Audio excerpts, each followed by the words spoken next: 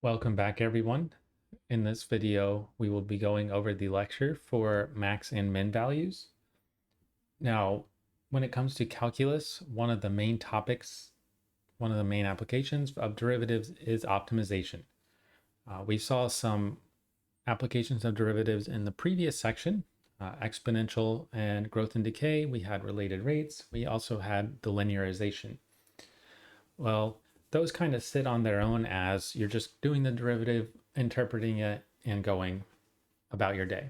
When it comes to optimization, the question is usually, I want to optimize something. I want to figure out what's the best answer, what's the best way to do something. And probably the easiest thing to relate is that if you're trying to sell a product, let's say Apple's trying to figure out how much they want to sell the new iPhone for. Well, they know if they make it too cheap, then certainly a lot of people will buy it, but it's so cheap that they're probably not going to be making money. And if they make it too expensive, then not enough people will buy it and they'll also not make enough money. So they have to figure out how to optimize their price to maximize either their revenue or profit would be what they would be interested in. But just to get started here in this section, we're going to be talking about how do we find maximum and minimum values of functions based on their formula. You may have done this in the past with just graphs, looking at graphs and finding their maximum minimum. But in this section, we want to use calculus to figure it out based on just the formula. Now, this section has the primary goal of figuring out one thing. If you're given a function, we want to figure out its maximum minimum values. Now, often we will consolidate that. If I say extrema, that means maximum and minimum. So just keep that in mind. If I say find the extrema of a problem, I'm talking about finding the maximum and minimum. There are two types of extrema. Local or relative extrema, we're not going to deal with nearly as much in this section because it's actually going to be a little more challenging to figure out. We're going to be focused on the absolute extrema more so in this section. Now, one thing I want to go ahead and mention is that in order to really talk about how to find absolute extrema, there is a middle step of figuring out local or relative extrema, or basically something about them. So we will have a little bit about them, but the main goal is if I give you a function, can you find the absolute extrema? All right, so what is absolute extrema? Well, I'll go back to using the word maximum minimum for this example. If you want to find the absolute maximum or absolute minimum or local maximum or local minimum, and I have local or relative. Usually I use the word local. Some people use the word relative and it means the same thing. I just really have their definition in words over here because that's probably the best thing right now. And the local maximum, what it is, it's a spot on your graph where the y value is bigger than all other close points on the graph. So what I want to go ahead and do is just kind of mark this off in red. I'm going to show you on this graph where are the local maximums. Now I do have something written under here of the local stuff that has to be on both sides. So if you're at either of the farthest endpoints, so over here, this is the farthest the graph goes left. This is where the farthest the graph goes right.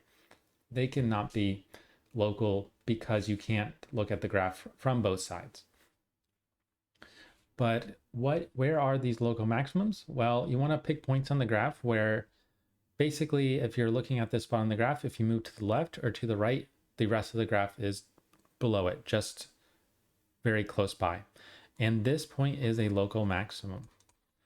The reason this is a local maximum, I'm just going to write local max, is because if you move to the left, sorry, this is the right. If you move to the right, the graph is below. And keep in mind, local means close. So I don't have to go all the way, just a little bit. Just this point right here, this little stretch right there is below the point here. But if I go to the left, yeah, it's not connected, but if I go to the left, I'm still down here. I'm way below it. So it's on both sides, close by, it is below, and that means it's a local maximum. Now, local maximums in general, this is a very messy function as far as a graph goes to try to explain it, but typically they'll look more like this. They'll look like they're at the top of valleys. So this top point right here, if we move to the left, it's not moving down much, but it is moving down. And if we move to the right, it's also moving down. And keep in mind the idea of close. It only has to move down both ways close. So, kind of two ways to think about it. The y value is the biggest, so it's the highest on the graph close by, or if you walk left and right on the graph, you're going to be below it. And this one we would fall off. But the idea is these are the two local maximums. Now, when we refer to maximums and minimums and extrema in general, you would want the y values. So let's say, just to kind of give these names, let's say this was at 4, the y value is 4. I don't really care what the x value is when I talk about the local maximum minimum, and the other y value is 5. What I would say here is the local max are at, or are 4 and 5. So the local maximum values, I'll just abbreviate it, local max values are 4 and 5, the y values. I don't even care about the x values, so I'm not even going to mark them off. Well, the local minimums are pretty much the same, except you're looking at a graph at a point and you're going to go up both ways, or it's going to be at the bottom. Once again, that's the y value. Now, once again, we cannot look at the endpoints, but we do want to look at spots where if we walk to the left and right, we would be above. And the traditional way to find a local minimum is the bottom of a valley, like the bottom of a parabola. This is definitely a local min. And it's because if we go to the right, if we go to the left, we're walking up close by. Let's just say this y value is 2. So I have a local min value at 2. The y value is all I care about. I don't know why I put 2 n's on min over there. So let me go ahead and erase that. Do we have any other ones? Well, this can be a little tricky, but if you were right here, keep in mind this is an open circle. If you were right here, if this was a filled in circle, then it would be a local min, because if we move to the right, it goes up. And if we move to the left, we would jump up here, so it would be above. But this is not a filled in circle, which means it's not actually a local min, and this is the only one.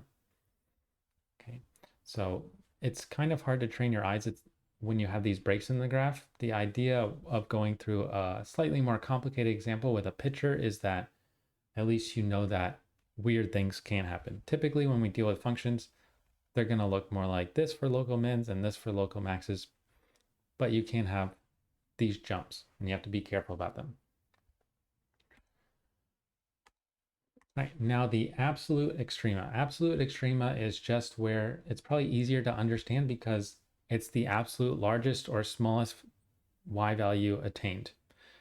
And when it comes to most functions, we'll have certain categories. For example, they'll have to be continuous. You'll always have an absolute maximum minimum on a restricted domain. But the way I've drawn this one was intentional to show you that you don't have to have any absolute extrema. You can have one, you can have both, but you don't have to have either. Well, if you look right here, the lowest the graph, actually I'll go in order. So the maximum, if we want to look at the absolute maximum, we want to look at the highest point on the graph. So we don't even care about the x value like we talked about. Well, we don't care if it's directly below at both sides. It's just got to be the top. Well, this is definitely the top point. But the problem is it's an open circle, which means even though this is the highest value and maybe the y value up here is 7, there is no absolute maximum because at the top, it's an open circle. So the absolute max is actually D and E for this example. And the reason is because we have an open circle at the top. Now, other examples of things that don't have absolute maximums or minimums, it would be something like a vertical asymptote because it goes up to infinity, but it never touches it. It's not a finite number. It just keeps going up. So that would be another example. But this is the more traditional way to show that you don't have to have an absolute maximum. You look at the top of the graph, and if there's an open circle there, it doesn't work. Well, what about the absolute minimum? You might be looking at that analogously. The absolute minimum is the smallest y value, so you look at the very bottom of the graph. Now, it can happen at the same spot as a local minimum, but this isn't the lowest point of the graph. This one is. And once again, we have an open circle. If we had a closed circle here, we would say that the absolute minimum was this y value, which I'll just call 1. But because it's another open circle, the absolute minimum also does not exist. And once again, open circle. When we look for absolute minimums, it's at the bottom. Now, once again, just repeat myself. For most functions, you will have both of these because you're going to be typically be dealing with continuous functions on some interval. And because of that, you'll always have absolute maximums and minimums. But this will probably be the only example where we see D and E, at least for both. And I wanted to show you that it's at least possible. But once again, kind of train your eyes. We want to focus on these two for the time being in this section. So absolute maximum, it's the highest or topmost point of the graph. Absolute minimum is the bottommost point on the graph. These two just happen to be open circles, so it's D and E. And a little note here, I already mentioned that the Y values are what we're talking about, more important. The X values are important, but they're mostly important if you're trying to interpret a word problem or along the steps of getting to an absolute maximum or minimum, or a local as well. So the X values are relevant, but when you're given a graph, you just don't care because you're just focusing on the Y values. All right, so with that said, one thing I want to do here is we have to start building up how are we going to figure out absolute maximums and minimums from graphs? Well, the first thing is actually something special about local maximums and local minimums and how they occur. So we actually did some graphing previously with a derivative, and we talked about how when you have a local maximum or minimum, at the time we just called them maximum or minimum, but now I'm going to talk about local to reference our new terminology. They occurred when the derivative was 0. Remember that if a graph is increasing, so we're going up as we go to the right, so on the red highlighted portions, it's increasing, the derivative is positive, and if it's decreasing, the derivative is negative. And in between those spots, the derivative is 0. We could think of this a lot of ways, a horizontal tangent line, but the main thing is that if you have a local maximum or local minimum, then the derivative was necessarily 0 at the time. Well, there are a couple examples to where this is not true, which is why when we define what are called critical numbers below, it's slightly different.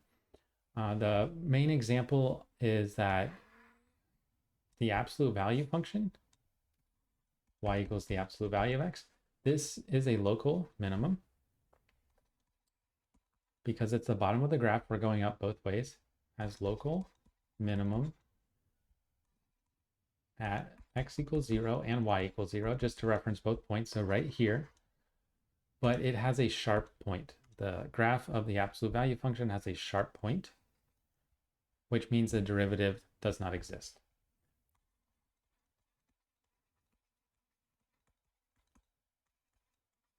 And we talked about that before. So at this x value of 0, its derivative does not exist.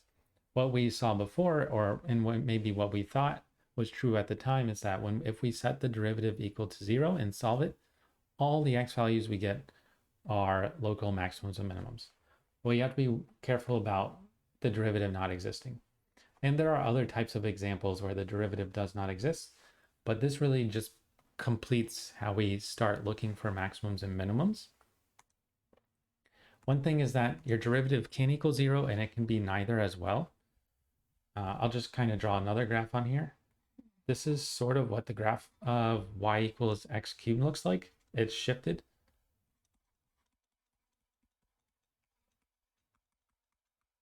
But the main thing is that if you figure out what's happening at this flat point, the derivative is also 0 because it's flat. Which means it's not actually a maximum or minimum. And we can see that from the graph right away.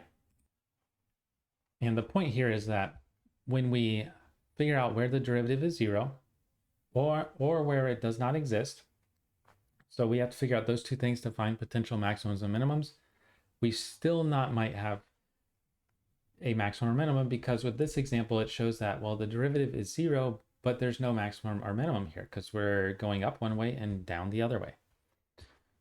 Okay. So just something to keep in mind when I give you the definition right below. Why we have all these extra things, why we're not just saying set the derivative equal to 0 and solve it. All right, but let's go ahead and define what we're doing, because a very, very important idea with finding either local or absolute extrema is going to be finding what are called critical numbers.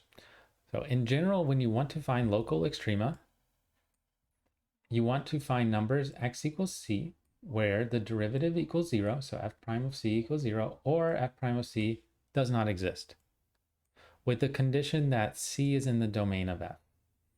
Right, and we'll talk about that if it pops up in some problems, but basically, if a number is not in your domain, we've actually seen examples of this. We may not have said it specifically, but if a number is not in the domain, that means its derivative does not exist automatically. But if it's not in the domain, that means if you look at the graph, there's not a spot for it right above that point. And that means you can't have a maximum or minimum there because it's not a part of the graph. So there's this extra thing that we'll talk about in an example while we go through in this section. Right. And these numbers C, there can be any number of them, are called critical numbers. Some books call them critical values. So you just have to be careful, but they mean the same thing. Critical numbers, critical values mean the same thing. And a little note here is that a function can have 0, 1, or any number of critical numbers. It doesn't have to have any. Sometimes it can have 1, and then other times it can have infinitely many. Well, not infinitely many, but any possible number. So in theory, a function could have 20 critical numbers, but typically we won't see more than 3, probably not really more than 2. All right, so a general strategy for finding critical numbers is the following. Well, everything's based around the derivative, so compute the derivative, compute f prime of x. And then what we want to do is we want to do two things. We want to solve f prime of x equals 0. And then 3, we want to solve where f prime of x is d and e. Now, that can be a little confusing, but the main way that this is going to occur is that if you have a fraction, if you don't have a fraction, then this first one is very direct. You just set it equal to 0 and solve. If there is a fraction, remember, important thing about simplifying the derivatives is that we have no negative exponents. So you have to be careful with things like that. You have to have the derivative simplified. Let me actually go ahead and write that in. Compute f prime of x and simplify first. If a fraction has no negative exponents, or in general it's just simplified, then to get the number 2 here, where it equals 0, you set the numerator equal to 0. And the denominator equal to 0. That'll be where it's d and e. So when you end up with a fraction from the derivative, and we know that happens quite frequently when you do derivatives with the quotient rule, you're going to have to set both parts equal to 0. But if you don't have a fraction, it's just setting the thing equal to 0 and solving it. Right, now that's how we figure out the critical numbers. We just get all the solutions here. The last thing we have to do is we have to check and make sure that the numbers are in the domain. So you pick up numbers from 2 and 3, and then throw out any numbers, any answers from parts 2 and 3 that are not in the domain of your original function f. All right, so whenever you're doing this thing, whenever you're finding where the derivative does not exist, you're finding numbers where you're not in the domain of f prime. But when we want to check and make sure, we want to make sure we're finding and throwing out the numbers that are not in the domain of f. So keep that in mind. All right, now this is a good place to stop, around 20 minutes. In the next video, we'll pretty much just go through the process, finding critical numbers, and then we'll build on that to get to the ultimate point of this section, which is to be able to find the absolute extrema of a function. So I'll see you there.